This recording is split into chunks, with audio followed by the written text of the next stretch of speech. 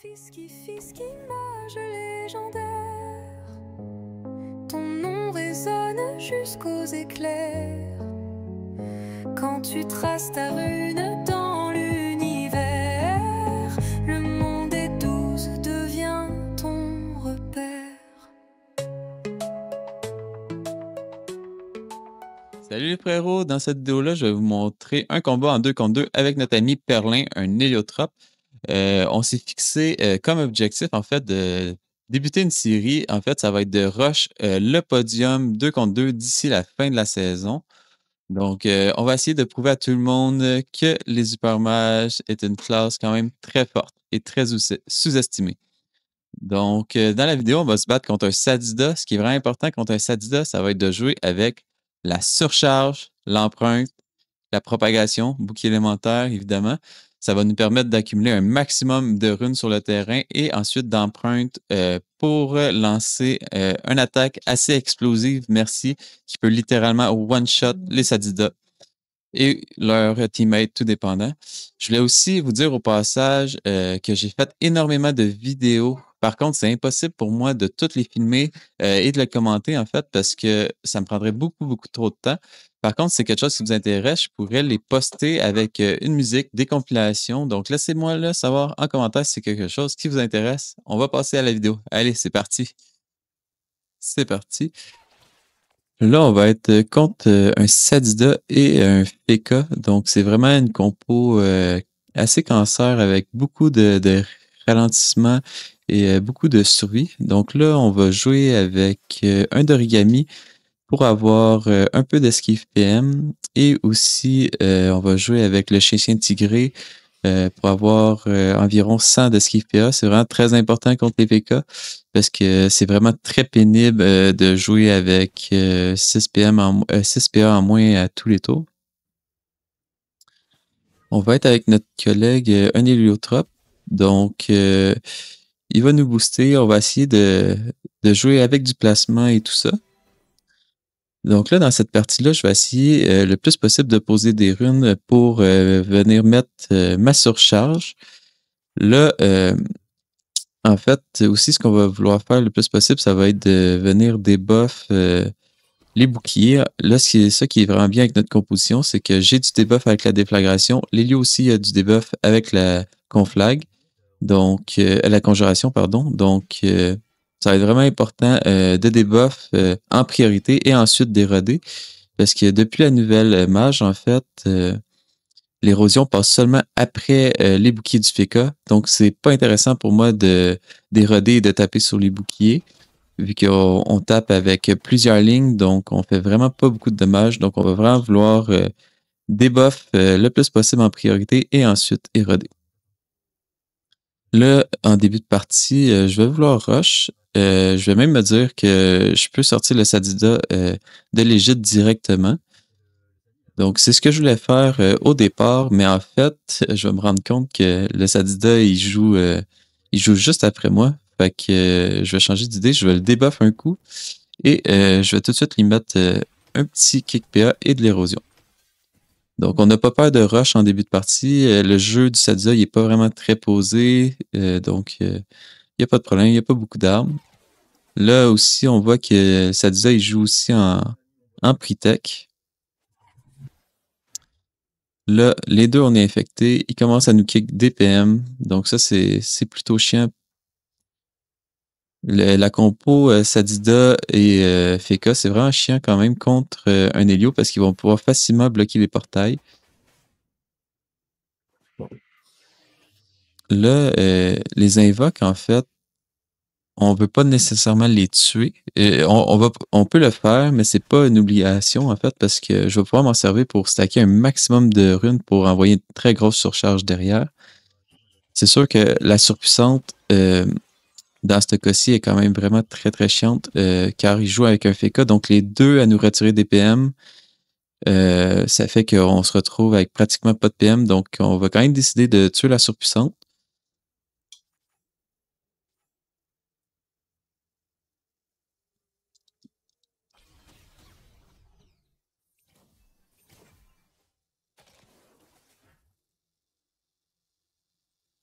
Donc là, tour 2, là, on a 17 PA, on est au Ganymède.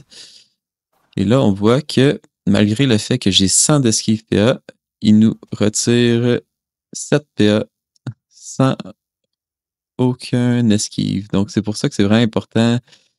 On voit ici même moins 8 de malus PA sur mes buffs. Donc là, il met la lanterne devant moi. Donc là, ça me bloque. J'ai pas de PA, j'ai pas de PM. Donc j'ai juste décidé de reculer, d'envoyer un trait-feu, de tuer la surpuissante et pour avoir des PM un peu et de reculer.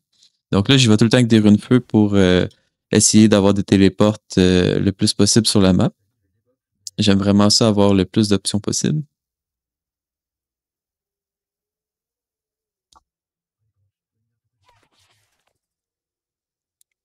Là, le fait qu'on a reculé aussi, ça fait que le Sadida, il n'y a pas vraiment de ligne de vue pour nous taper tous les deux. Donc, il va taper avec des sorts sans ligne de vue. Il commence à poser son jeu. Il se met une gonflable pour heal les Gide. Et aussi, il vient bloquer les portails de l'Hélio. Comme je disais tantôt, c'est quand même assez pénible pour l'Hélio, les Sadida, vu que ça bloque très, très, très facilement ces portails. Et avec le kick PM et tout ça, ça fait que ça vient plutôt compliqué pour lui d'installer son jeu. Donc là, je suis Boganymède. Notre Helio va juste nous reculer, il va nous booster. En fait, on va essayer de faire un gros tour 4. Donc, on va se dire, parce que là, finalement, j'ai rien vraiment de bon à faire ce tour-là. Il est dans les gîtes, il est reculé. Si j'avance, ça va être vraiment difficile d'aller le chercher. En fait, les gîtes meurent ce tour-là, mais il est quand même caché derrière. Donc, si je me déporte, je vais atterrir dans la glyphe. En tout cas, c'est pas très, très intéressant d'y aller. En plus, si j'y vais, ils vont bloquer les portails de l'Hélio. Je vais me retrouver toute seule en bas. On veut pas trop faire ça. Donc, on va juste décider, en fait, de faire un tour défensif et de faire une petite coop pour le tour prochain. Comme ça, je vais avoir mon torrent et il n'y aura pas de bouclier à ce moment-là. Donc là, il commence à avoir beaucoup d'entités aussi sur la map. Ça, on aime vraiment beaucoup ça sur quand on est hyper mage. Comme ça nous donne plus de possibilités de faire des runes. On va quand même prendre le temps de tuer la petite folle pour retirer l'infection. Et là, j'ai pas grand chose à faire. J'ai seulement 2 PM. Je veux pas trop avancer non plus par exemple, en changeant de position avec l'arbre. Je veux vraiment rester quand même assez derrière, isolé pour pas me prendre des attaques inutilement. Donc, je décide juste de mettre un petit bouclier élémentaire sur mon Sadida, sur mon Hélio, parce qu'il va devoir avancer pour faire la coop et il risque aussi d'être plus focus que moi à ce moment-là.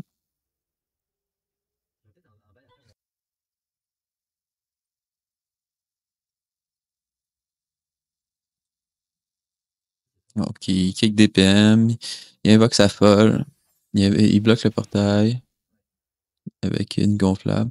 Donc là, pour l'instant, vous voyez que les deux sont encore à 100% de vie. On les a même pas érodés encore. On les a presque pas entamés. On n'a pas pu faire grand-chose pour l'instant. Mais on sait quand même que pour l'instant, le jeu est quand même bien placé pour nous. Ça commence à prendre forme. Donc là, il va pouvoir faire une coop et le FK, il n'y aura pas de bouclier à ce moment-là. Il pourrait y mettre un invulnérable à distance ou au corps à corps, mais je joue juste derrière et je peux le debuff instantanément, donc c'est pas très utile non plus pour lui. Et là, on est quand même au Ganymède. On a les boosts du PA. Donc on a 16 PA. Notre terrain est chargé. Il y a 4000 et plus de vie, mais on va pouvoir quand même y envoyer des bons dommages.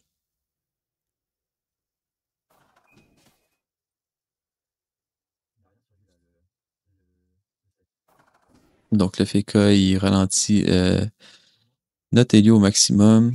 Il tape.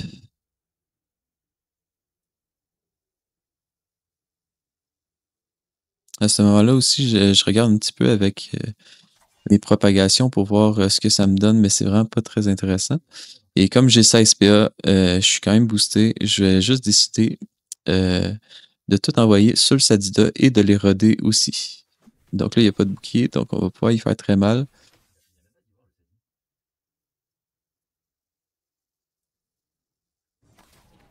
Donc j'y envoie mes sorts qui font le plus de dommages et j'y envoie l'Edoran derrière. Donc là, il reste seulement 1200 points de vie. Donc on y a fait un tour à plus de 3000 de dommages. Il est quand même dans le mal. Il est érodé s'il se prend des dommages. Et là, l'héliotrope, il joue juste derrière aussi. Donc, il décide d'invoquer un arbre pour se décaler parce qu'il était à mon corps à corps et il était taclé. Et, euh, et il a mis aussi son harmonie. Donc, là, à ce moment-là, il est quand même protégé. Moi, je veux pas trop, en fait, que mon Hélio, il tape sur les ronces parce que je veux pouvoir m'en servir pour stacker un maximum de runes.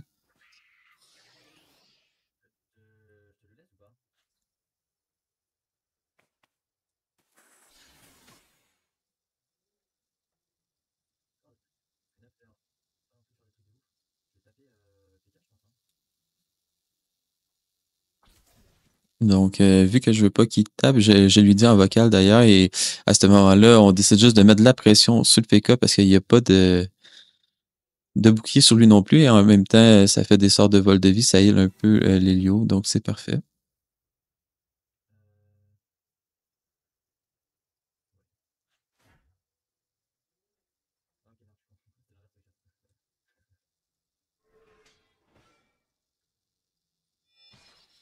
Donc là, il remet son bouclier. Donc là, ça, c'est chiant pour nous parce que on veut pas utiliser notre surcharge sur le rempart, en fait, parce que chaque ligne de dommage que je vais utiliser avec la surcharge, ça va être réduit par le rempart.